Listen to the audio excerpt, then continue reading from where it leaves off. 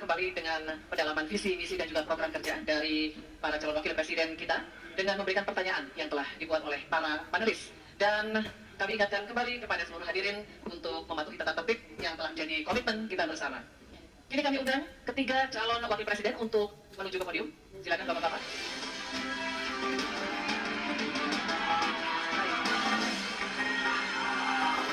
Baik, oke, cukup ya? Kita bisa mulai? Oke, terima kasih. Mohon kerjasamanya semuanya. Kita akan mulai segmen ketiga ini. Kami informasikan sekali lagi kepada ketiga calon wakil presiden dalam penyampaiannya untuk tetap berada di podium. Terima kasih. Untuk segmen ketiga ini, pertanyaan dimulai untuk calon wakil presiden nomor urut 3, Bapak Mahfud MD. Untuk itu kami persilakan kepada panelis, Bapak Profesor Dr. Insinyur Ridwan Yahya, untuk mengambil undian subtema pertanyaan yang ada di dalam wadah. Mohon perlihatkan kepada hadirin dan juga kepada kami.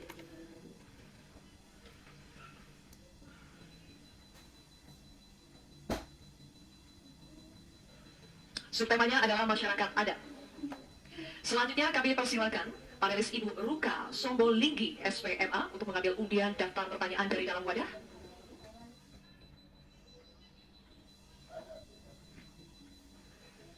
Diperlihatkan kepada hadirin dan kami. Oke, undian daftar pertanyaan huruf A, subtema masyarakat adat. Baik, kami akan buka amplop pertanyaan yang masih disegel ya. Bapak Ibu, kami ingatkan sekali lagi kepada calon wakil presiden untuk menyimak dengan seksama karena pertanyaan hanya akan kami bacakan satu kali. Pertanyaan untuk calon wakil presiden nomor urut 3, Bapak Mahfud MD.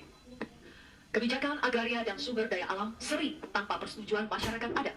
Akibatnya, sejak 2014 terjadi perampasan 8,5 juta hektar wilayah adat, mengakibatkan 678 kasus kriminalisasi dan pemiskinan perempuan adat. Pertanyaannya, bagaimana strategi paslon untuk memulihkan hak-hak masyarakat adat? Waktu menjawab 2 menit dimulai saat Bapak berbicara. Silakan. Terima kasih, moderator. Saya ingin memulai masalah ini dengan pengalaman bahwa saat ini, di tahun 2024 ini, berdasar rekapitulasi yang dibuat oleh Kemenko Polhukam dari 10.000 pengaduan, itu 2.587 adalah kasus tanah adat. Jadi ini memang masalah besar di negeri ini.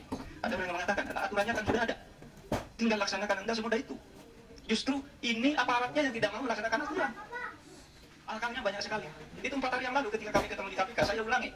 KPK mengatakan itu banyak tuh pemasaran tanah, tapi izin tambang, sudah dicabut nih. Saya di pengalaman saya juga, ada sudah dicabut oleh Mahkamah Agung, tidak dilaksanakan sampai setahun setengah. IUP tadi yang dikatakan oleh Mas Gibran. Ada perintah dari Mahkamah Agung, itu IUP yang misalnya dicabut, ini vonis sudah inkrah. 1,5 tahun tidak jalan. Ketika kita ngirim orang ke sana, petugasnya tiba-tiba dipindah. Yang baru ditanya, kami tidak tahu. Padahal di terjadi eksploitasi terhadap tambang-tambang nikel kita, misalnya. Nah, oleh sebab itu, kalau ditanyakan apa yang harus kita lakukan, strateginya adalah penertiban birokrasi pemerintah dan aparat penegak hukum. Karena kalau jawabannya laksanakan aturan, itu normatif. Jadi kalau aparat penegak hukum itu hanya orang paling atas yang bisa memerintahkan siapa pimpinan penegak hukum itu. Sekian. Baik, terima kasih Bapak Mahfud MD. Cukup, dan selanjutnya kami persilakan untuk calon wakil presiden nomor urut 1, Bapak Muhaimin Iskandar, untuk menanggapi. Waktunya 1 menit, Pak. Dimulai saat berbicara, silakan. Ya, terima kasih. Saya tambahkan, Pak Mahfud. Salah satu upaya kita agar tidak terjadi konflik antara proyek pembangunan nasional, terutama PSN, dengan masyarakat adat, kita harus betul-betul punya prinsip tidak ada satupun yang ditinggalkan dalam mengambil keputusan. Libatkan itu masyarakat adat. Menghormati masyarakat adat bukan memakai pakaian adat setahun sekali 17 Agustus, bukan. Menghormati masyarakat adat adalah memberikan ruang hak ulayat mereka, hak budaya mereka, hak spiritual mereka, hak dan kewenangan mereka menentukan cara membangun. Dengan cara penghormatan itu saya kira Pak Mahfud, apa yang saya sampaikan tadi bisa berjalan dengan lancar. Problem-problem bisa diatasi dengan baik. Karena itu dalam catatan saya tetap saya catat supaya tidak salah, karena ini bagian dari agar kita tidak salah jalan di dalam melaksanakan pembangunan kita. Baik, Pak Muhaimin, terima kasih. Dan selanjutnya, tenang ya, kami akan persilakan calon wakil presiden nomor urut 2, Bapak Gibran Rakabuming Raka, untuk menanggapi. Waktunya sama 1 menit dimulai saat berbicara, silakan. Baik, terima kasih Prof. Mahfud. Sebagai seorang ahli hukum, Prof. Mahfud pasti paham bahwa RUU Masyarakat Hukum Adat ini masih kita usahakan untuk didorong. Sekarang juga sudah ada Perpres 28 tahun 2023. Ini sudah ada 1,5 juta hektar hutan adat yang sudah diakui. Memang kuncinya ke depan adalah kita harus perbanyak dialog dengan para tokoh adat, kepala-kepala adat, tokoh masyarakat setempat. Jadi jangan sampai ketika ada pembangunan yang masif ataupun ada PSN, jangan sampai masyarakat adat ini tersingkirkan. Justru harus dirangkul dan diberikan manfaat yang sebesar-besarnya, terutama untuk masyarakat lokal, pengusaha lokal, UMKM lokal, dan termasuk masyarakat adat setempat. Terima kasih. Baik, masih ada waktunya, Pak Gibran? Cukup? Oke, baik, terima kasih. Nanti ada waktunya, Bapak Ibu. Kita lanjut dulu ya. Kita lanjut dulu. Kita lakukan. Cukup ya. Terima kasih ya. Terima kasih. Kita akan kembali dulu ke Pak Mahfud MD, calon wakil presiden nomor 3 untuk merespon tanggapan dari calon wakil presiden nomor 1 dan 2 yang telah dikemukakan. Waktunya 1 menit, Pak Mahfud. Ya, Pak Mohaimin, di meja saya itu ada tumbler. Tulisannya no one left behind. Jangan ada satupun yang tertinggal. Dan itu yang saya lakukan. Kalau Bapak tadi katakan jangan ada yang tertinggal dong. Semua dilibat. Itu yang tadi saya putuskan ketika saya membatalkan 14 pasal Undang-Undang Wilayah Pesisir. Justru karena di situ masyarakat adat tidak pernah dilibatkan. Sehingga mereka coba. Sekarang ini masyarakat adat yang ada di hutan-hutan di Kalimantan Timur itu 20.000 orang tidak bisa memilih karena tidak punya KTP. Kenapa tidak punya KTP? Karena katanya dia menghuni hutan negara. Dan kalau hutan negara tidak boleh ada penduduk di situ. Padahal dia sudah puluhan tahun di situ. Nah, tentang RUU hukum masyarakat hukum adat sudah masuk di dalam program kami, divisi kami. Memang itu sesudah sejak 2014 tidak jalan, akan kita jalankan. Terima kasih. Baik, Pak Mahfud, terima kasih. Oke, cukup. Selanjutnya kita beralih ke pertanyaan untuk calon wakil presiden nomor urut 1, Bapak Muhaimin Iskandar. Untuk itu kami persilakan kepada panelis, Bapak Profesor Sudarto, PhD, PhD, untuk mengambil ujian subtema pertanyaan dari dalam wadah.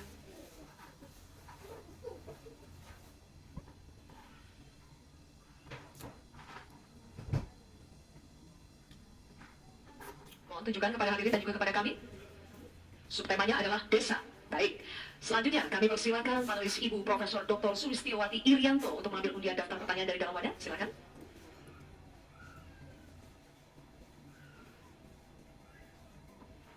Mohon ditunjukkan ke hadirin dan kepada kami. Huruf A. Baik. Subtema desa, huruf A. Amplopnya masih dalam keadaan tersegel, Bapak. Saya akan buka amplopnya dan kami ingatkan kembali kepada calon wakil presiden untuk mendengarkan pertanyaan dengan seksama karena pertanyaan hanya akan kami bacakan 1 kali. Pertanyaan untuk calon wakil presiden nomor urut 1 Bapak Muhaimin Iskandar. Desa adalah daerah yang cenderung ditinggalkan warganya. Dampaknya desa makin kehilangan sumber daya manusia potensialnya. Pertanyaannya, bagaimana kebijakan dan strategi paslon agar warga desa lebih berminat untuk tinggal dan membangun desanya? Bapak Muhaimin, waktu Anda menjawab 2 menit dimulai saat Anda berbicara. Silakan. Terima kasih. Saya catat sedikit. Yang penting ini bukan catatan Mahkamah Konstitusi. Hadirin sekalian yang saya muliakan, sebetulnya diawali dari paradigma. Paradigma pembangunan kita itu apa? Dulu kita gagal zaman Orde Baru karena kita membangun dari atas. Dengan pembangunan desa, kita membangun dari bawah. Dengan pembangunan dari bawah, kita yakin akan tumbuh kehidupan kemasyarakatan, ekonomi, sosial, budaya yang akan terus terjaga dan lestari. Oleh karena itu, sejak kita mengawali undang-undang pembangunan desa, yang diikuti dengan penerapan dana desa yang terus meningkat dari tahun ke tahun, akan terbangun infrastruktur dan transformasi desa dari desa tertinggal menjadi desa maju dan mandiri. Hari ini sudah 13.000 desa yang tertinggal menjadi desa sudah menjadi desa maju, desa mandiri. Sekarang tinggal 4.000 saja. Ini bukti bahwa infrastruktur kita berjalan baik, dana desa terlaksana dengan baik, sehingga masyarakat desa semakin terasa. Nanti ke depan kita akan siapkan lagi, naikkan lagi anggaran 5 miliar per desa. Agar apa? Tidak hanya infrastrukturnya yang baik, tetapi juga ada kehidupan ekonomi yang tumbuh melalui BUMDes, melalui berbagai kegiatan wirausaha yang tumbuh, pertanian, peternakan, ekonomi kreatif tumbuh di desa, sehingga orang tertarik di desa. Jadi infrastruktur beres, pembangunan sarana prasarana tumbuh, kegiatan ekonomi memadai, dan desa terjaga menjadi komunitas yang membanggakan. Sehingga masyarakat tidak lagi tertarik menjadi urbanisasi, tapi cukup kembali ke desa, membangun desa untuk pembangunan bangsa. Terima kasih. Nanti ada waktunya. Bapak Ibu, kita lanjutkan Bapak Ibu. Tenang ya. Jadi kami akan persilakan calon wakil presiden nomor urut 2 Bapak Gibran Rakabuming Raka untuk menanggapi. 1 menit Bapak dimulai saat berbicara. Silakan. Nah gitu dong Gus, jangan terlalu tegang kayak waktu debat cawapres pertama kemarin. Intinya di sini adalah bagaimana kita bisa menumbuhkan rasa sense of belonging dari masyarakat desa. Saya pernah ke Mojokerto, di situ ada desa wisata nomor 1 se-Indonesia. Kemarin dapat penghargaan dari Pak Sandiaga Uno. Intinya adalah ini adalah desa wisata dibangun dengan crowdfunding. Jadi masyarakat desa punya saham di destinasi wisata tadi. Jadi ini salah satu contoh yang baik cara bagaimana agar masyarakat desa tidak meninggalkan desa atau mencari pekerjaan di kota. Kita bangun sense of belonging, kita ingin program-program yang sudah dijalankan di Mojokerto ini juga bisa dijalankan di desa-desa yang lain. Terima kasih. Baik, waktunya masih cukup Pak Gibran. Nanti ada waktunya. Bapak Ibu, cukup. Pak, Bapak, nanti ada waktunya. Kita lanjutkan ya. Terima kasih. Tenang ya, kita lanjutkan ya. Kita akan persilakan sekarang calon wakil presiden nomor urut 3 Bapak Mahfud MD untuk menanggapi. Waktunya 1 menit. Pak Mahfud dimulai saat berbicara, silakan. Bapak Cawapres, Bapak Muhaimin Iskandar, calon presiden kami, Bapak Ganjar Pranowo, punya catatan menarik tentang apa yang dilakukan untuk mengatasi hal yang tadi ditanyakan. Pertama, ada program 1000 embung, ada program desa mandiri, mandiri energi dan mandiri pangan, kemudian pembangunan irigasi. Lalu di daerah istimewa Yogyakarta ada satu daerah Panggung Harjo. Desa Panggung Harjo itu dikenal sangat maju, koperasinya jalan, irigasinya jalan, UMKM-nya jalan, dikelola oleh desa itu dengan baik. Nah masalahnya sekarang sebenarnya ada pepatah, Deso Mowo Joro, Negoro Mowo Foto. Ini yang di daerah-daerah lain tidak jalan. Negara terlalu intervensi ke desa dalam soal-soal administratif. Terima kasih. Terima kasih Pak Mahfud. Kini kita akan kembali ke calon wakil presiden. Kita akan kembali ke calon wakil presiden nomor urut 1, Bapak Muhaimin Iskandar. Kami persilakan untuk merespon tanggapan dari cawapres nomor urut 2 dan 3 yang telah diberikan. Waktunya 1 menit, Bapak. Silakan. Ya, apa yang disampaikan Pak Gibran lebih dari upaya kita untuk menggerakkan ekonomi daerah sehingga tumbuhlah daya tarik. Yang lebih penting dari itu adalah desa ini harus terus diberi fasilitas insentif untuk lebih maju. Oleh karena itu, keinginan saya menambah anggaran desa minimal 5 miliar buat desa lebih maju lagi, itu betul-betul keinginan untuk mempercepat pertumbuhan ekonomi dan SDM di tingkat desa. Begitu juga yang disampaikan Pak Mahfud tadi, bahwa kearifan masyarakat desa ini harus terus dijaga. Seluruh tata kelola yang tumbuh dari kultur yang kuat ini harus dijaga betul, bahkan menjadi kekuatan daya tarik wisata, bisa menjadi juga ekonomi kreatif yang kita pasarkan ke berbagai daerah di tiap-tiap desa. Makanya sekarang tumbuh desa wisata di mana-mana, tumbuh ekonomi kreatif yang muncul dari desa. Baik, Bapak Muhaimin, waktu Anda habis. Terima kasih. Baik, oke. Selanjutnya kita beralih ke pertanyaan untuk calon wakil presiden nomor urut 2, Bapak Gibran Raka Buming Raka. Untuk itu kami persilakan kepada panelis Bapak Insinyur Tubagus Furkon Sobhani, MA PhD, untuk mengambil undian subtema pertanyaan dari dalam wadah. Mohon diperlihatkan kepada hadirin dan juga kepada kami.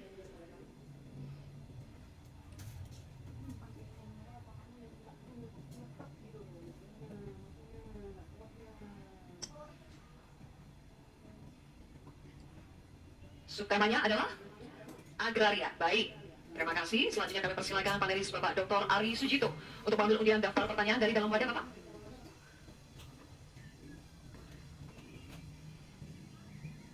Mohon diperlihatkan kepada hadirin dan juga kepada kami. Huruf A. Oke. Subtema agraria, undian daftar pertanyaan huruf A. Masih tersegel amplop pertanyaannya. Kami ingatkan kembali bahwa pertanyaan hanya akan kami bacakan sekali. Oleh karena itu, mohon disimak dengan seksama. Pertanyaan untuk calon wakil presiden nomor urut 2, Bapak Gibran Raka Buming Raka. Undang-undang Pokok Agraria mengamanatkan reforma agraria bertujuan merombak ketimpangan penguasaan tanah, menyelesaikan konflik agraria, dan mengatasi kemiskinan. Namun, hingga saat ini reforma agraria belum berhasil diwujudkan. Pertanyaannya, bagaimana strategi paslon untuk mengembalikan tujuan reforma agraria sesuai amanat konstitusi? Waktu Bapak 2 menit dimulai ketika Anda berbicara. Silakan. Baik, terima kasih. Untuk program reforma agraria, ini akan kami kuatkan dan kami sempurnakan. Sekarang sudah ada program PTSL, sudah berhasil membagikan sekitar 110 juta sertifikat. Dulu, sebelum ada program ini, hanya bisa menghasilkan dan membagikan 500.000 sertifikat. Bayangkan itu butuh berapa tahun untuk menyelesaikan masalah. Lalu, sekarang juga sudah ada program redistribusi tanah. Tanah-tanah HGU dan lain-lain disimpan di bank tanah untuk nanti diredistribusi ulang kepada para misalnya pengusaha lokal, petani lokal, dan lain-lain. Sekarang juga ada program One Map Policy. Ini sangat-sangat berguna sekali untuk mengurangi ya adanya konflik-konflik sengketa tanah, mafia tanah, dan lain-lain. Karena database-nya sudah digital, batas-batas tanahnya sudah tercapture semua di database. Ini akan sangat-sangat mengurangi yang namanya mafia tanah. Sekali lagi, reforma agraria akan kita lanjutkan dan kita kuatkan. Dan kemarin saya dan Pak Ganjar juga sempat mendapatkan predikat kota lengkap di kota Solo. Jadi Solo ini dari BPN sudah mendapatkan predikat kota lengkap. Garis-garis batas tanah-tanah wilayahnya sudah tercapture semua, sehingga nanti akan mengurangi sekali lagi konflik-konflik tanah, mafia tanah, karena semuanya sudah tercapture secara digital di database-nya BPN. Kuncinya di sini adalah digitalisasi.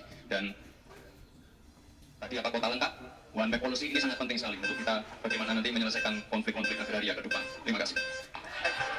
Terima kasih Pak Gibran. Oke, ditahan dulu, nanti akan ada waktu. Nanti ada waktunya. Bapak Ibu, ada waktunya? Cukup ya? Bisa tenang? Lanjut dulu ya. Baik. Ini kami persilakan calon wakil presiden nomor urut 3, Bapak Mahfud MD, untuk menanggapi. Bapak, waktunya 1 menit dimulai dari saat berdiri. Terima kasih, moderator. Jadi kalau melihat ketimpangan penguasaan tanah itu memang coba lihat bisnis sawit itu 39 hektar. Sementara hanya segelintir orang di bisnis sawit. Sementara para petani kita sebanyak 17 juta orang itu kalau dirata-ratakan itu hanya menguasai setengah hektar. Itulah sebabnya dulu ada reforma agraria yang ditugaskan kepada presiden untuk segera dilakukan reforma. Reforma agraria itu ada 2. Ada 3. 1 legalisasi, yang kedua redistribusi, lalu yang ketiga pengembalian klaim-klaim hak atas tanah. Nah ini yang sekarang belum satu pun ada sertifikat untuk redistribusi. Yang ada itu baku legalisasi, yaitu orang sudah punya lalu diberi sertifikatnya di situ. Yang lain belum dapat redistribusinya. Terima kasih. Baik, waktunya habis Pak Mahfud. Kini kami akan lanjutkan untuk calon wakil presiden nomor urut 1 Bapak Muhaimin Iskandar memberikan tanggapan, waktunya 1 menit dimulai saat berbicara, silakan. Pak Gibran harus tahu persis ya bahwa redistribusi lahan ini bukan tidak sama dengan sertifikasi.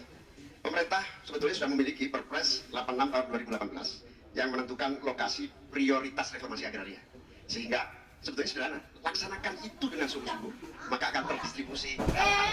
Kalau tadi ada pernyataan soal konstitusi, prinsip dasar distribusi tanah itu memang melekat dalam konstitusi kita, bahwa seluruh kekayaan negara ini punya negara, dan tugas adanya pemerintah itu adalah membagi aset tanah ini dalam reforma agraria, sehingga sertifikat yang menjadi agenda itu sama sekali tidak masuk dalam redistribusi aset, distribusi lahan, sehingga kita harus berubah dan kita tunjukkan bahwa terjadi distribusi lahan untuk petani semakin sejahtera. Baik, waktunya habis. Cukup ya? Cukup, nanti ada waktunya, kita lanjut dulu ya. Kita akan kembali ke calon wakil presiden nomor urut 2 Bapak Gibran Rakabuming Raka untuk merespon tanggapan dari cawapres nomor urut 3 dan 1, waktunya 1 menit, silakan. Baik, terima kasih Gus Muhaimin dan Prof. Mahfud. Tentunya untuk mengakselerasi proses redistribusi tanah, ini kan sudah ada MOU antara Mahkamah Agung dengan Kementerian ATR. Jadi ada sertifikasi hakim-hakim selama 40 jam diberikan pengetahuan tentang masalah-masalah tanah. Jadi sehingga ke depan bisa mempercepat dan mengakselerasi proses redistribusi tanah, terutama tanah-tanah yang masih bermasalah ataupun tanah-tanah ex-HGU yang masih bermasalah juga. Jadi ke depan yang namanya pengadilan untuk masalah pertanahan ini akan bisa diselesaikan karena sudah ada MOU antara Mahkamah Agung dan Kementerian ATR. Dan ke depan fungsi dari bank tanah akan kita optimalkan sekali lagi. Jadi permasalahannya kita selesaikan di pengadilan, masuk ke bank tanah, lalu ke direstribusi ulang ke para masyarakat adat setempat atau pengusaha-pengusaha lokal. Baik, waktunya habis. Saatnya kita berikan apresiasi, silakan untuk ketiga calon wakil presiden kita. Baik, pemirsa, kita akan jeda terlebih dahulu. Debat masih akan berlanjut di segmen berikutnya, di mana para calon wakil presiden akan saling tanya jawab.